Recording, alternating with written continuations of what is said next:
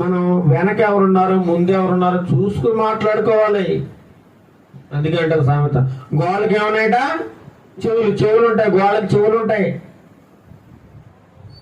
మనం మంచి మాట్లాడుకున్నా చెడు మాట్లాడుకున్నా ఇది మాట్లాడుకున్న వాళ్ళు విని ఇంకో మాట వినబడక నన్నే అంటున్నారు, నన్నే తిడుతున్నారు, నా గురించి మాట్లాడుకుంటున్నారు అనుకుని అపార్థం చేసుకుని అపార్థం చేసుకుంటారు. మనుషుల్ని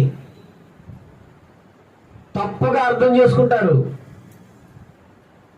వీళ్ళనే వంకర బుద్ధి గలవారు అంటుంది వాక్యం. వంకర బుద్ధి, ఇంక ఈ బుద్ధి మారదు, చచ్చేదాకా అంతే అదే బుద్ధి.